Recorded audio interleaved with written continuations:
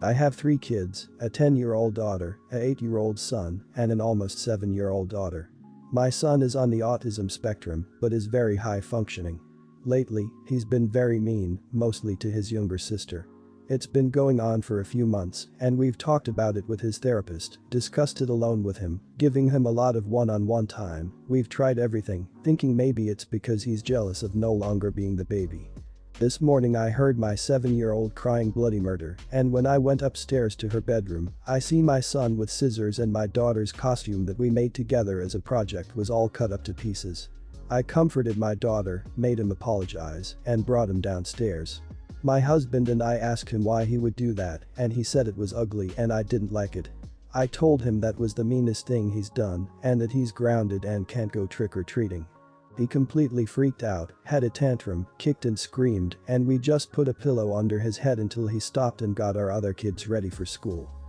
While we were getting the girls ready, I guess he called my mother and told her that we weren't letting him go trick-or-treating, and she called me yelling about how could I do that to our child, and he has autism, and he didn't know what he was doing.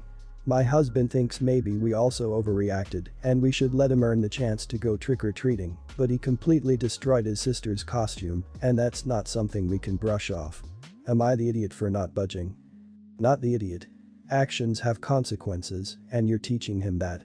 This is a pretty mean and serious event. I wouldn't even recommend letting him earn it back. I think that is a slippery slope and many times ends up with the parent letting punishments go due to feeling guilty, not because it is the best path forward for the kid.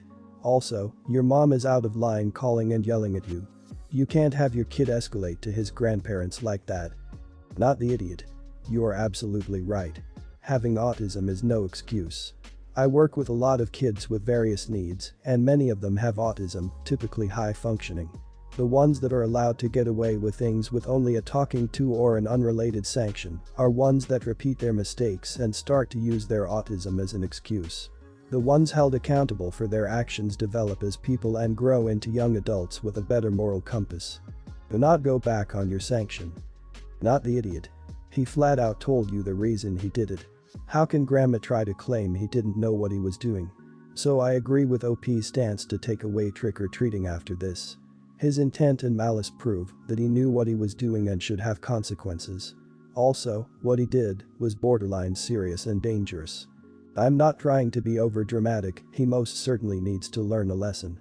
This behavior can escalate quickly and needs to be addressed. Obviously OP is doing just that. So I'm a 21-year-old female. I feel like I should say these things about myself, because these are usually what people ask or say when they find out I rarely shave my legs. I'm straight, I'm very feminine, and I just don't like to waste my time or money on shaving my legs. Also, I'm not a hairy person at all. You can barely see my leg hair, arm hair, or even my goddamn eyebrows. The only time I shave is when I'm dating a new guy in my life, and I've been with my current boyfriend for 3 years now. Also, he doesn't give a rat's back if I shave my legs. So I work for a promotion company where I travel and work at events and festivals. But today I had to go into the office to grab some materials, and my boss was there in his office, so I stopped to say hi before I left out. When I ducked in, he awkwardly asked me if we could talk about something. I said sure and came in, and he shut the door. He was so red and stuttering, but finally he told me we needed to speak about hygiene. I was in literal shock. I was so embarrassed and asked him what he meant. My boss then proceeded to tell me that a few people complained I didn't shave my legs, and they said it went against company policy that I wasn't being hygienic. I was even more shocked. I told him I didn't understand what that had to do with me shaving my legs, and he was just absolutely quiet. I asked him if he shaved his legs and he still said nothing. I then stood up and said, if we were gonna keep talking about this, I'd prefer HR to be there, and he just told me that we didn't need to discuss it any further. Later today I just got an email from HR saying that they would like to set up a meeting for next week to talk further about the discussion that happened today. I'm freaking out and it's making me so anxious. Am I the idiot for not shaving my legs for my job? Not the idiot. I hope HR wants to talk with you to let you know that your boss's comments were wrong. There's no need to freak out because you've done nothing wrong. The only thing I would do to prepare for your meeting with HR is to write an account of the meeting with your boss in your own words. If HR starts to agree with your boss, you could rhetorically ask if they're planning on making the men shave as well. It would also do you good to have the name of a good employment law attorney in your area. You're the idiot. Advertising is like acting. You're a brand, and you have to live up to the brand standards. Kids get kicked off Disney all the time for not living up to the Disney image. You can potentially get fired for not living up to the image of your company. In my workplace we all wear pants, but the guys has to shave every single day and get very regular haircuts. We have to shave our legs in certain outfits we wear. It's the way of life. If I didn't want to comply with these standards, I wouldn't have applied for my company. You're the idiot. You're a model. Your work literally relies on appearance. It's what you're paid for. Business casual and business attire are conservative professional attire. Adhere to those standards. You can shave your legs, wear pantyhose, or wear slacks. Men aren't asked to shave their legs because they're required to wear pants in that environment. Men generally have hair grooming standards to adhere to as well. You're conflating your personal views with how you should behave professionally. The office is not the place to push societal norms. I don't live with my boyfriend, but I'm there very often. He lives with his friend and his friend has a girlfriend. I can't stand her so I don't go over when she's there that often. We both like to bake. I don't mind when she uses my stuff, which she totally does, but she has a hissy fit when I use her stuff. I've bought majority of the stuff that's at the apartment. She has never approached me about the issue, but tells me through my boyfriend. My boyfriend knows I hate confrontation and he does as well. So he's been just rebuying what I used, so I didn't know that this was that much of an issue until she had this massive fit over eggs last night. This was the first time that she's ever confronted me about it. I apologized and told her that I even asked her boyfriend if I could use the eggs before. He said I could do. I did. She started saying that I never buy anything for the apartment. So to prove my point that I do, I decided to take home everything that I ever bought. All the cake pans, all the cookie sheets, cooling rack, the cookie cutters, food coloring, piping bags, the hand mixer, the yeast, the rolling pin, the sugars, flours, vanilla, cocoa powder, shortening, molasses, etc. I left the stuff that the guys uses since it's not between them. I was extremely petty for doing it. But I don't see how she can be so angry about me using things she purchased or her boyfriend purchased when she uses my flour, sugars, butter, etc. There was once a situation where I bought Oreos to make cheesecake for my boyfriend's birthday. She ate the majority of them. I didn't even confront her about it. Instead, I just went out to buy more. No harm done. The pantry and fridge are communal. We are supposed to share everything. Not the idiot. She sounds hella rude. It's kind of you to share all of your supplies. But if you aren't allowed to use her things, why let her use yours? It's your property, and totally not an idiot move to take it home. Now, I can understand not wanting to share ingredients. Especially when you go to make a recipe and you don't have the amount you need. But if she was using your ingredients and her boyfriend allowed you to use stuff it sounds like he bought, what's the problem? All in all, it sounds like there's not very good communication going on in the household. Not the idiot. However, when people say things like I hate confrontation, it generally just translates to I'm not mature enough to deal with confrontation by approaching my problems head on. Had you had a discussion about things instead of just letting them slide, even though they bothered you, piling and piling up in your mind and increasing your anger bottled up inside, then you wouldn't have snapped and done something so incredibly petty. As an outsider, the pettiness is delicious, but I imagine for the people involved it's very annoying, even if, as I said, in my opinion, you are not the idiot per se. Not the idiot, roommate situations always screw.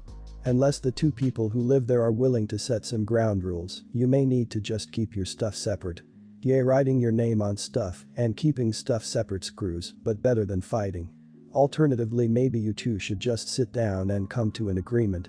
It sounds like either she just does not like you or she is strapped for cash. I know you do not like confrontation, but you gotta get over that. My wife and I have a 1-year-old. She's a stay-at-home mom. She freaking hates it though. She complains almost non-stop. I usually can't even get through the door before she hands me the baby and starts in about it. When I've had a rough day and try to tell her about it, she will cut me off and talk about how I don't know what a hard day is. I know raising a baby is tough, I've tried to make it easier for her. I take over on baby duty when I get home, and on weekends I try to get her to go take time for herself and just get out of the house. None of it helps though. It's been a year of listening to it and trying my best to make things better for her, and it's completely futile. Today she was going off like usual, and I couldn't listen to it anymore. No one is forcing you to stay at home. Why don't you go back to work if you're so miserable? My mom can watch baby. Why are you doing this if you hate it so much? She said, I'm so freaking sorry. I vented a little frustration to my husband. Please forgive me, I'll shut up now. It was hard not doing a huge eye roll and vented a little. She's been mostly giving me the quiet treatment since. It's awful to say, but I'm honestly not minding it that much. My mother has offered to be our babysitter if my wife ever wanted to return to work.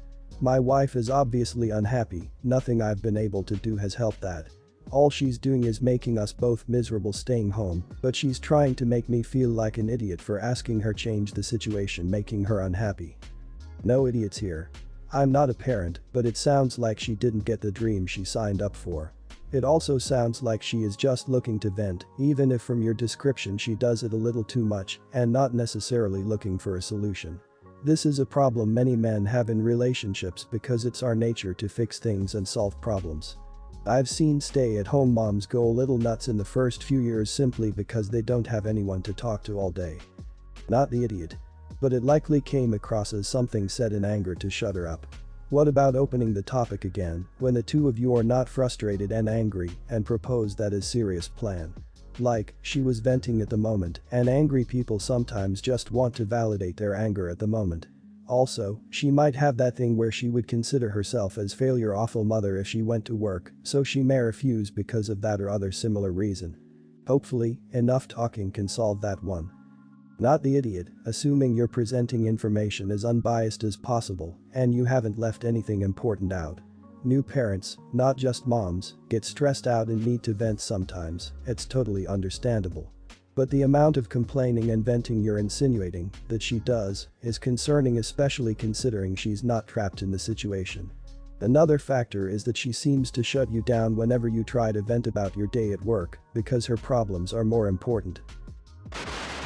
The people with me were my mom, my mother-in-law, my best friend, and my fiance's sister. We had plans to go one bridal shop, and if we didn't find anything then to go to a second and then lunch, at which point my fiance would be joining us for more wedding stuff. We get to the first store. I tell them that the only thing I don't want is a ball gown. I tell them my ideal dress is a little more form-fitting, maybe around knee length, and I like fit and flare, where it's tied up top, but the skirt is looser, and ask them to stick to that sort of thing. I think I brought too many people, because it was like trying to herd cats. My mom, mother-in-law and sister-in-law try to get me into whatever ball gowns they can. I humor them and try on a couple, but I don't like any and tell them so, trying to steer them toward something sleeker. My best friend tries to help me out by picking out some dresses decidedly more me and closer to what I had in mind when we started looking. There's a favorite but still not quite what I'm looking for. My mother and mother-in-law tell me that they hate it and suggest yet another ball gown. I say let's keep looking and please no more ball gowns. They pull out another ball gown. Eventually, I ask my friend to help me out. She then suggests they all go to see if they can find bridesmaid or mother of the bride and groom dresses, and while they're trying on dresses I put my clothes back on. I come out and tell them that we'll try the second store, but let's get lunch first. We start to head to the nearest cafe, with them up front talking about dresses and me and my best friend behind. We walk past this clothes shop owned by a local designer, not a bridal shop, and there's this dress in the window. The main color is white, with a little bit of blue and pink on the bottom. My friend sees that it catches my eye and points out that the others are about 30 feet ahead of us, and we probably wouldn't be missed. We duck into the store, I try the dress on, and it's perfect. I get it then and there. We're gone maybe 15 minutes. I get a call from my fiance asking where we are, and we head over. She sees the bag and asks to see inside it. Without thinking I say you can't see it before the wedding. Next thing I know I'm getting wrung out by mom, mother-in-law, and sister-in-law for buying a wedding dress once they were gone. Me and my friend told my fiancée what had happened at the dress shop, and she said to her mother, sister and my mum that it was up to me what I got and when, and said they should have behaved themselves. But the mothers and her sister got really upset and said that they got carried away. But I never gave them a warning or a chance to fix it, and that I shouldn't have slipped away. Was I the idiot? Not the idiot.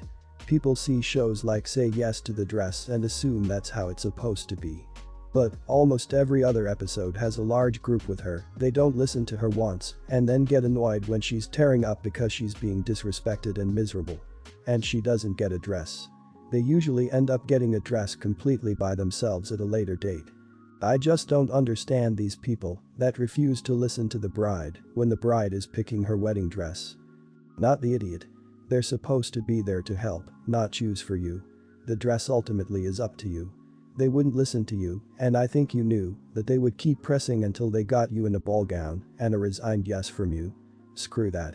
This is your day, and it's your dress. You still took them out with you. I don't know why anyone else would think they have a say when it comes to the final decision. They're guests, and it's an honor to go dress shopping. But they are not entitled to decide for you, and they did not have your preferences in mind at all. Not the idiot. You made clear your preferences multiple times and they ignored you. Then you saw something you liked by happenstance and seized the opportunity to try it on without a circus. If you had spent an hour in there trying on dresses on your own, it would have been different, but you went in, tried on one dress, and bought it. It sounds like you were in and out before they even noticed you were gone, so it's not like you necessarily went out of your way to exclude them.